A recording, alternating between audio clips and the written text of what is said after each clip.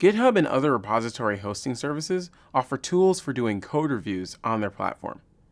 And while this is called code reviews, we can actually use the same tool and process to do reviews of any text file, including configuration and documentation. Doing a code review means going through someone else's code, documentation, or configuration and checking that it all makes sense and follows the expected patterns. The goal of a code review is to improve the project by making sure that changes are high quality. It also helps us make sure that the contents are easy to understand, that the style is consistent with the overall project, and that we don't forget any important cases. Reviews increase the number of eyes that have checked the code. This increases the code quality and reduces the amount of bugs. It doesn't mean that there'll be no bugs, but at least the most obvious bugs will be caught. Also, this helps spread knowledge, since both the code writers and the code reviewers now know what the code is doing.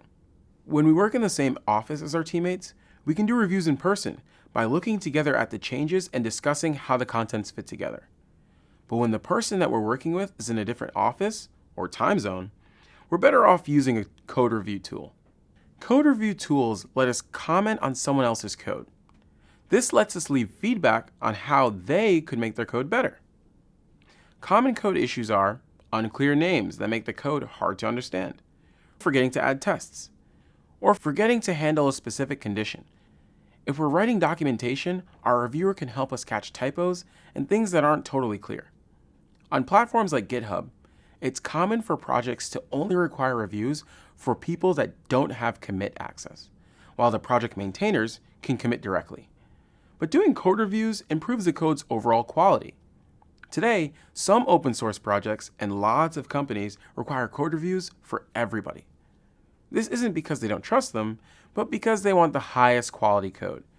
And code reviews are how they get there. One thing to always remember, code reviews are not about us being good or bad coders.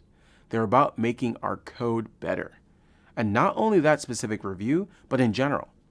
By getting feedback, we can keep improving our code techniques.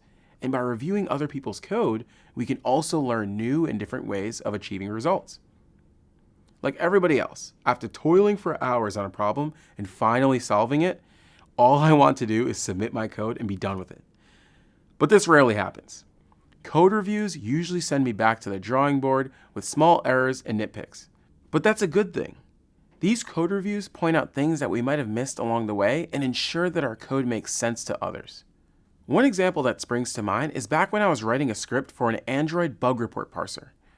After hours of fiddling with the code and writing tests to back up what I did, I finally sent it to a code review and thought I was done. Turns out I had a bunch of little style guide errors that my reviewer wouldn't let me get away with. More importantly, while fixing the style errors, I noticed that I had forgotten a major use case in my script that would have stopped my code from working. So I fixed both the style errors and the missing use case and could submit my change with a smile. At Google, we believe deeply in the value of reviewing everything we do. Even the contents of these courses have been reviewed by lots of people. These reviews make sure that the contents make sense, are technically correct with no significant gaps, and follow the established guidelines. Shout out to my colleagues for keeping us on our toes and making sure that these videos are top rate. Up next, we'll talk about the typical reviewing workflow and how to get the most from the review process.